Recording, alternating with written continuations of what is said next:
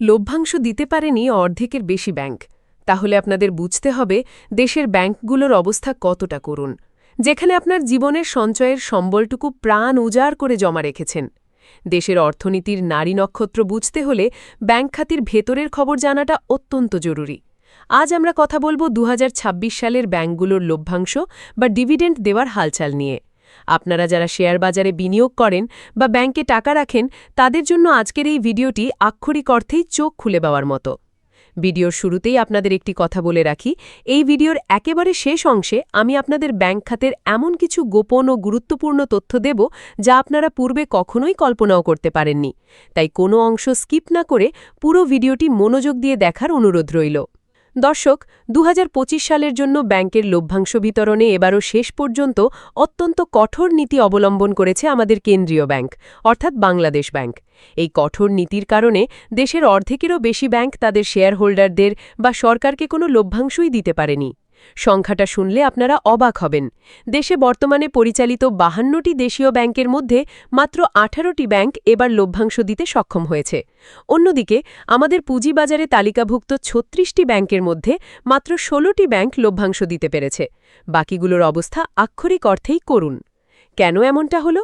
আপনারা হয়তো ভাবছেন, ব্যাংকগুলো তো সারা বছর ব্যবসা করে, হাজার হাজার কোটি টাকা লেনদেন করে, তাহলে লভ্যাংশ দিতে পারল না কেন? এর প্রধান কারণ হল খেলাপি ঋণ এবং মূলধন ঘাটতি। বাংলাদেশ ব্যাংক গত বছরের ১৩ মার্চ শেয়ারের বিপরীতে লভ্যাংশ ঘোষণার একটি নতুন নীতিমালা তৈরি করেছিল। এই নীতিমালার মূল কথাই ছিল দুরবস্থায় পড়া ব্যাংক খাতের আর্থিক ভিত্তি শক্ত করতে হবে। সেখানে পরিষ্কারভাবে বলে দেওয়া হয়েছে, কোনো ব্যাংকের খেলাপি ঋণ যদি ১০% বা তার বেশি হয়, তবে ওই ব্যাংক কোনোভাবেই লভ্যাংশ দিতে পারবে না। এর পাশাপাশি আরও শর্ত ছিল, কোনো ব্যাংকের যদি মূলধন ঘাটতি থাকে অথবা প্রভিশন বা নিরাপত্তা সঞ্চিতির ঘাটতি থাকে, তাহলেও তারা লভ্যাংশ দেওয়ার সুযোগ পাবে না। আগে আমরা দেখেছি অনেক ব্যাংক প্রভিশন সংরক্ষণে কেন্দ্রীয় ব্যাংকের কাছ থেকে বাড়তি সময় চেয়ে নিত এবং সেই সুযোগে লভ্যাংশও দিয়ে দিত। কিন্তু এবার সেই রাস্তা সম্পূর্ণ বন্ধ। এমনকি বাংলাদেশ ব্যাংকের গভর্নর পদে পরিবর্তন আসার পর অনেকেই আলোচনা তুলেছিলেন যে হয়তো এই কঠোর নীতি কিছুটা শিথিল করা হবে, হয়তো ব্যাংকগুলোকে একটু ছাড় দেওয়া হবে। কিন্তু না, শেষ পর্যন্ত কেন্দ্রীয় ব্যাংক তাদের কঠোর নীতিতেই অটল থেকেছে। বিদ্যমান আইন অনুযায়ী পরবর্তী বছরের ৩০ এপ্রিলের মধ্যে আর্থিক বিবরণী চূড়ান্ত করার বাধ্যবাধকতা রয়েছে। ২০২৫ সালের বার্ষিক আর্থিক প্রতিবেদন চূড়ান্ত করার শেষ দিন ছিল গতকাল। গত বছরও ঠিক এই রকম কঠোর নীতি করা হয়েছিল, যে কারণে নির্ধারিত সময়ে অধিকাংশ ব্যাংক তাদের আর্থিক বিবরণী চূড়ান্ত করতে পারেনি এবং ১ মাস সময় বাড়াতে হয়েছিল। কিন্তু এবার নির্ধারিত তারিখেই সব ব্যাংক তাদের আর্থিক বিবরণী চূড়ান্ত করেছে। তবে শেষ দিনে এসে কেন্দ্রীয় ব্যাংক একটি ছোট ছাড় দিয়েছে। একীভূত হওয়া দুর্বল ৫টি ব্যাংকে আটকে থাকা বিভিন্ন ব্যাংকের অর্থের বিপরীতে প্রভিশন সংরক্ষণের বাধ্যবাধকতা থেকে কিছু ছাড় দেওয়া হয়েছে। তবে সেটি লভ্যাংশ দেওয়ার মূল নিয়মে কোনো প্রভাব ফেলেনি। এবার আসুন দেখি কারা লভ্যাংশ দিতে পারল আর কারা পারল না। কেন্দ্রীয় ব্যাংক শুধু দুর্বল ব্যাংকগুলোকেই আটকায়নি। যারা সবচেয়ে ভালো ব্যবসা করেছে এবং রেকর্ড পরিমাণ মুনাফা করেছে, তাদের জন্য লভ্যাংশের একটি সর্বোচ্চ সীমা বেঁধে দিয়েছে। নিয়ম অনুযায়ী একটি ব্যাংক কোনো অবস্থাতেই তার পরিশোধিত মূলধনের ৩০% কিংবা নিট মুনাফার ৫০%-এর বেশি লভ্যাংশ দিতে পারবে না। ব্যাংক খাতের এত সংকটের মধ্যেও বেসরকারি খাতের ৬টি ব্যাংক এবার এই সর্বোচ্চ ৩০% লভ্যাংশ অনুমোদন করেছে, যা নগদ এবং স্টক মিলিয়ে দেওয়া হবে। এই গর্বিত তালিকায় রয়েছে BRAC bank, city bank, Pubali bank, Dutch Bangla bank, prime bank এবং উত্তরা ব্যাংক। এরা দেশের ব্যাংকিং খাতের বর্তমান আইডল। লভ্যাংশ বিতরণে এই শীর্ষ তালিকার ঠিক পরেই রয়েছে যমুনা ব্যাংক, তারা দিয়েছে ২৯%। এরপর ধারাবাহিকভাবে ইস্টার্ন ব্যাংক দিয়েছে ২৮%, এনসিসি ব্যাংক ২৫%, ব্যাংক এশিয়ার ১৭%, Shahjalal Islami Bank ১৩%, Trust Bank ১৩%, Mutual Trust Bank বা MTB ১২%, South East Bank ১০%, Dhaka Bank ১০% এবং মিডল্যান্ড ব্যাংক ৬% লভ্যাংশ দিয়েছে। পুঁজিবাজারে তালিকাভুক্ত এই ব্যাংকগুলোর বাইরে কমিউনিটি ব্যাংক এবং বেঙ্গল কমার্শিয়াল ব্যাংকও এবার তাদের শেয়ার হোল্ডারদের লভ্যাংশ দিয়ে চমকে দিয়েছে। কিন্তু দর্শক, মুদ্রার উল্টোপিঠের চিত্রটা বড়ই ভয়াবহ। বেসরকারি ব্যাংকের মধ্যে যারা এবার কোনো লভ্যাংশই দিতে পারেনি, তাদের তালিকাটা বেশ দীর্ঘ এবং হতাশাজনক। এই তালিকায় সবার আগে নাম আসে ইসলামী ব্যাংক বাংলাদেশের। একসময় দেশের সবচেয়ে ভালো ব্যাংক হিসেবে এ ক্যাটাগরিতে থাকা এই ব্যাংকটি এবার সরাসরি জেড বা জিরো ক্যাটাগরিতে নেমে এসেছে এবং কোনো লভ্যাংশ দিতে পারেনি।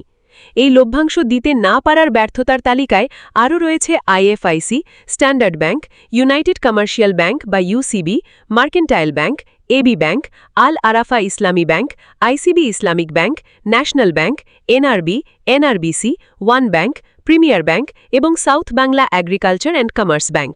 পুঁজিবাজারে তালিকাভুক্ত নয় এমন ব্যাংকগুলোর মধ্যে বাংলাদেশ কমার্শিয়াল ব্যাংক, মেঘনা Bank, Madhumati Bank, Padma Bank এবং সীমান্ত ব্যাংক কোনো লভ্যাংশ দিতে পারেনি।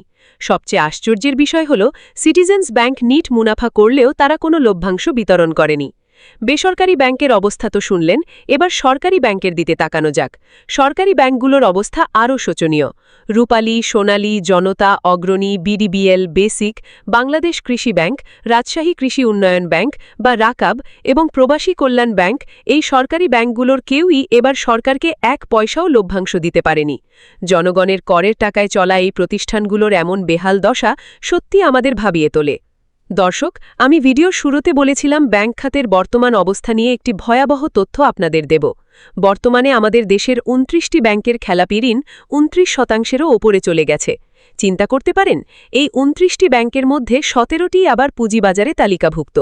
একটি ব্যাংকের মোট ঋণের প্রায় ১/৩ যদি খেলাপি হয়ে যায়, তবে সেই ব্যাংক খাতের সামগ্রিক দুরবস্থা কতটা গভীর তা নিশ্চয়ই আর বুঝিয়ে বলার অপেক্ষা রাখে না। এবার আমি আপনাদের সেই গোপন এবং চমকে দেওয়া তথ্যটি জানাব, যার প্রতিশ্রুতি আমি ভিডিওর শুরুতে দিয়েছিলাম। আপনারা হয়তো অনেকেই শুনেছেন কয়েকটি ব্যাংক একীভূত করার কথা। এক্সিম ব্যাংক, ফার্স্ট সিকিউরিটি ইসলামী bank, social Islamic bank, union bank এবং গ্লোবাল ইসলামিক ব্যাংক, এই দুর্বল ব্যাংকগুলোকে একীভূত করা হয়েছে। একীভূত হওয়ার কারণে এগুলো পুঁজিবাজারের তালিকা থেকে চিরতরে বাদ পড়ে গেছে। কেন্দ্রীয় ব্যাংক এই ব্যাংকগুলোকে কার্যত অকেজো এবং মৃতপ্রায় ঘোষণা করেছে। কিন্তু গোপন সত্যটি হল, এই ব্যাংকগুলো অকেজো এবং মৃতপ্রায় হলেও কেন্দ্রীয় ব্যাংক এখনও এদের লাইসেন্স বাতিল করেনি। কেন জানেন? কারণটা শুনলে আপনার শিরদাঁড়া বেয়ে ঠান্ডা স্রোত নেমে যাবে। বিদেশি ব্যাংকগুলোর সঙ্গে আন্তর্জাতিক লেনদেনের জন্য ব্যবহৃত নস্ট্র অ্যাকাউন্ট পরিচালনার সুবিধার্থে এই মৃত ব্যাংকগুলোকে কাগজে কলমে বাঁচিয়ে রাখা হয়েছে। অর্থাৎ যে ব্যাংকগুলোর নিজস্ব কোনো অস্তিত্ব বা আর্থিক সক্ষমতা অবশিষ্ট নেই, সেই ভুতুরে ব্যাংকগুলোর নাম ব্যবহার করে আন্তর্জাতিক পরিমণ্ডলে ডলারের লেনদেন চালু রাখা হচ্ছে। এর মানে হলো আমাদের ব্যাংকিং খাতের ভেতরে এমন কিছু মৃতদেহ লুকিয়ে রাখা আছে, যা বাইরে থেকে দেখলে মনে হবে জীবিত, কিন্তু ভেতরে পুরোটাই ফাঁকা। সাধারণ গ্রাহক বা বিনিয়োগকারীরা এই ভয়াবহ গর্তের কথা টেরই পাচ্ছেন না। এই মৃত ব্যাংকগুলোর ওপর ভর করে আমাদের অর্থনীতির বিশাল একটি অংশ শুধু মায়ার ওপর টিকে আছে। দর্শক, আজকের এই বিশদ আলোচনা থেকে আমরা বুঝতে পারি আমাদের ব্যাংক খাত এখন একটি ক্রান্তি লগ্ন পার করছে। একদিকে যেমন ব্র্যাক বা ডাচ বাংলার মতো ব্যাংকগুলো নিজেদের শক্ত ভিত প্রমাণ করছে, অন্যদিকে অর্ধেকের বেশি ব্যাংক খাদের কিনারায় ঝুলছে। আমার এই চ্যানেলের মাধ্যমে আমি সবসময় চেষ্টা করি আপনাদের সামনে কঠিন অর্থনীতির হিসাবগুলোকে সহজ এবং স্পষ্টভাবে তুলে ধরতে, যাতে আপনারা সঠিক সিদ্ধান্ত নিতে পারেন। আজকের এই এক্সক্লুসিভ তথ্যগুলো আপনাদের কেমন লাগলো তা অবশ্যই কমেন্ট করে জানাবেন। আপনি যদি কোনো নির্দিষ্ট ব্যাংকের গ্রাহক হয়ে থাকেন, তাহলে আপনার ব্যাংকের বর্তমান অবস্থা নিয়ে আপনার মতামত আমাদের সাথে শেয়ার করতে পারেন। ভিডিওটি ভালো লাগলে লাইক দেবেন এবং আপনার পরিচিত জনদের সচেতন করতে ভিডিওটি শেয়ার করবেন। আর হ্যাঁ, চ্যানেলটি সাবস্ক্রাইব করতে একদম ভুলবেন না, কারণ আগামীতে এমন আরও অনেক অজানা এবং গুরুত্বপূর্ণ বিশ্লেষণ নিয়ে আমি আপনাদের সামনে হাজির হব। আজকের মতো এখানেই বিদায় নিচ্ছি। সবাই ভালো থাকবেন, সচেতন থাকবেন। ধন্যবাদ।